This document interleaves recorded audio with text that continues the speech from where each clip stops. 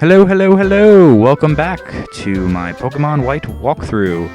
We have now just entered Sanyu City, and this right here is the Trainer School. This is where you get to learn about all the new mechanics. And Cheren is in there, of course, being a good intellectual that he is. But we're off to the Pokemon Center first, because we have a Uteri and a Sutarja who definitely need to be healed up. Now note, this is probably the last time you'll be seeing me enter a Pokemon Center, unless there's something interesting in the other Pokemon Centers, or if I go to get items. I'll check here, see if there's anything I need. Get some potions. Because Sanyu City is home of the first gym that we will be getting our first badge at. And it's not just one type of gym. Oh no, it's not a specific type. It actually is. It could be three. It could be one of three. It could be fire, water, or grass. I'll explain more when we get there.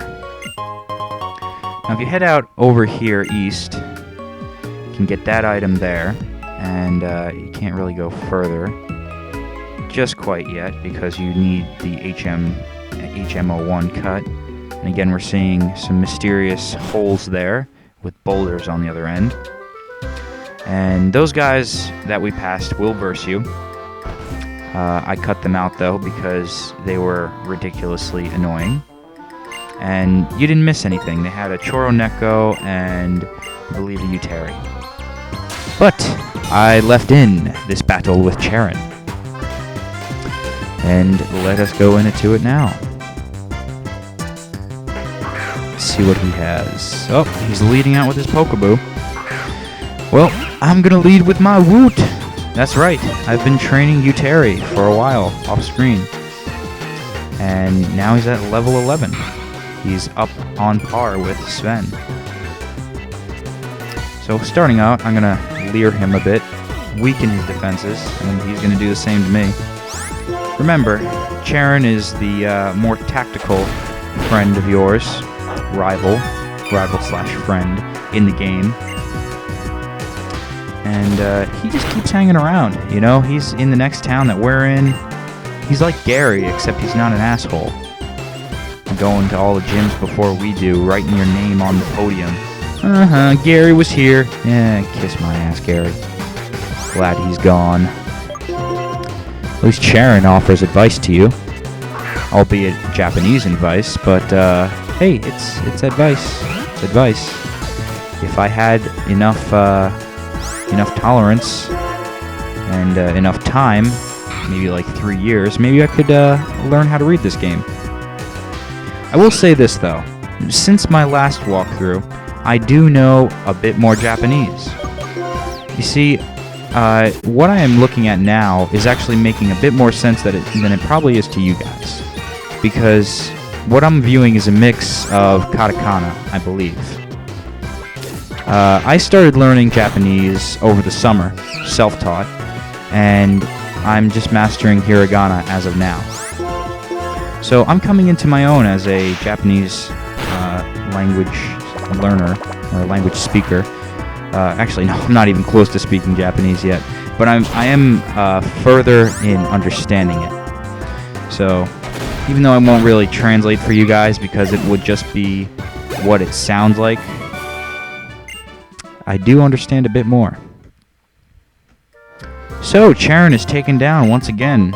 My friend, when will you ever defeat me? Survey says, never. Just gonna put it out there. Say never. You're gonna be like all the other rivals that I've versed in the past, and you will never win. Ever. But look at this. Now that we've battled Cheren, this guy's hanging out in front of the gym. And who might this green guy be? Well, his name is Dento, and he is the main leader of this gym. Now, even though he may be the main leader, and he has a broccoli monkey, which unfortunately we won't be able to see just quite yet. That broccoli monkey's name is Yanapu, if you were wondering. He will not be the one we're facing. Now, the way that this gym's puzzle works is you have to step on the icon that matches the what is super effective, what it's basically super effective to. So what's super effective against fire? Water. What's super effective against water? Grass. And I'm sure on the other side it'll ask what's super effective against grass, and it would be fire. So it's pretty simple. Really not hard to understand. It's very base type matchups. I think it's pretty cool that the first gym in the game attempts to teach players the idea of matching up types together, because really that's what makes up a good team, is fusing up types. I'm going to say this right here and right now. Although I am a masterful metagame player, and I know stats up the wazoo, when I play a adventure game, when I play a main adventure of a Pokemon game, I don't really care about stats. I don't care about EVs. I don't care about any of that nonsense. And really, especially with Pokemon White, what I want to do is raise Pokemon that I think are cool. So I don't care if it's an odd mismatching of teams, a ragtag team of disadvantages. I don't care about that. If I dig the Pokemon, it's going to be on my team. Of course, if a member's not working out, we'll remove them accordingly, but it shouldn't be too much of a problem. Alright, next up. Have you got anything tough for us, waitress? Now, as I mentioned before, Dento, the main gym leader of this gym, we're not actually going to be versing him, because the way that this gym works out, other than telling you the way types work, is it has 3 gym leaders. It's run by 3 gym leaders. You don't have to verse them all, you only verse one of them. There's Gym Leader Dento, the green-haired guy, Gym Leader Poto, blue-haired guy, who has Boapu, and that's the water monkey, and last but not least, Gym Leader Kun, and he's got fiery red hair, like a Moltres, and he has Hayapu, the fire monkey. And the way it works out is, depending upon your starter, that will depend upon what gym leader you're going to face. So, for me, Sven, my grass type, I'm going to be versing Gym Leader Kun. Not of my choosing, though. It automatically chooses as soon as you choose your Pokemon. It sets up a series of events, a if-then statement, if you will, if you know anything about base programming, or even just working with electronics in general. If you choose Sutarja, you're going to verse Gym Leader Kun, because he is super effective against him. And the idea is to really give you a tough battle, but not too incredibly tough for your first gym battle. But I do think it's very nice that Nintendo customized the first gym in such a way that you're not going to be able to outdo whatever type the first gym is, because it's not a specific type. In fact, what's the specific type? It's specifically against your starting Pokemon. I like this because it prevents players from spamming their starter Pokemon and not raising others. And even though I only have Sven and Woot, I do intend to make more members on my team. It's just I don't like the pickings around here yet. All I've really been seeing is Minazume and Uteri. I already have a Uteri, so I don't need him anymore. Before I verse him, I do want to go to the Pokemon Center. I believe I thought I cut this out. I thought I did, but I guess I didn't. So bear with me, guys. This will be this will be the last one, I promise. Unless I forget again, which could happen. Who knows? Who knows? Who cares? Anyway, heal up your Pokemon, because I only have 2. And you know what? It feels like I'm being more fair to the game almost. So, let me verse. Oh, what's this? The Brothers 3, the Terrible Trio. All right, so I am Kun, and I am Poto, and I will be your adversary for today. All right, Kun, give me your best. Alright, finally, we get to hear the gym battle music. Listen to this, guys.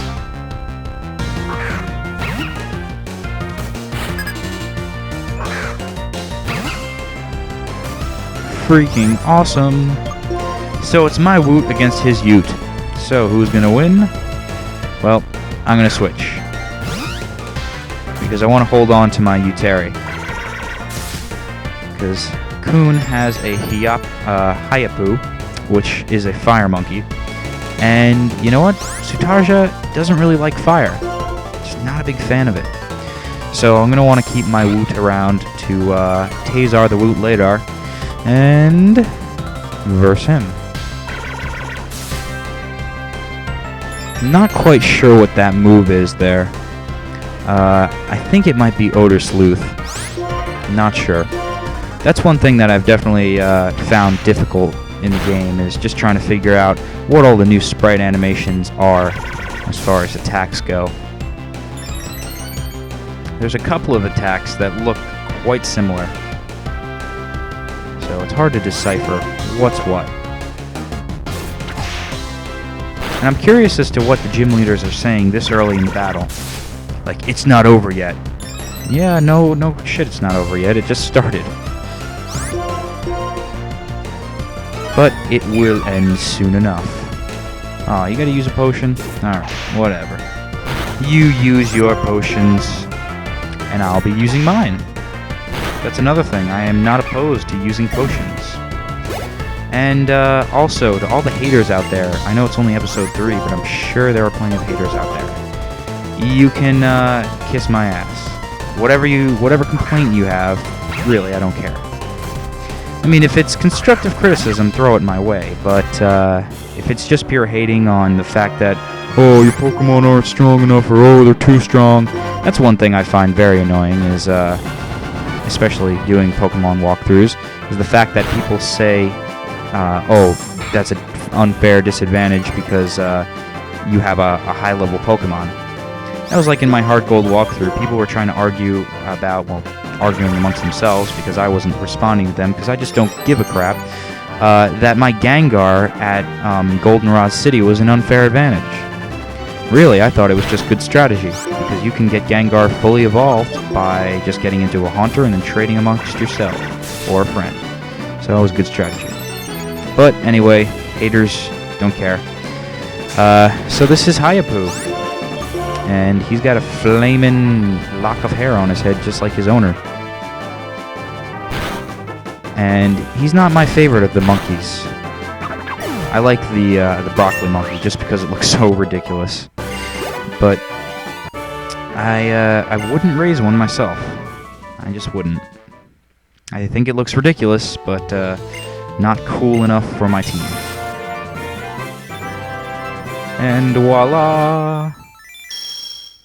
We got a badge. Ooh, an epic. We got a trainer case flipping out of our pack and everything. That was cool. I did not expect that. Nice touch, Nintendo. Alright, so Pokemon that are traded level 20 and below will obey us. And as an added bonus, we get TM83. So, not bad, not bad. I believe we have some more time left. Oh, there she is. This is Makamo, and she is Professor Ariagi's friend. She's also my future wife. Yes, I do love Makamo. She's definitely my type. A diligent scientist. And if I had to bet, I'd say she'd be a hippie. You know, that's of my flavor. Man, if only she was Indian. Anyway, so Makamo is here telling us about the Dream World, and that is what she works on. And in the next episode, we're going to be going east to see what our new abilities can do using Cut out of battle, seeing if we could figure more out about the Dream World. See you then, guys.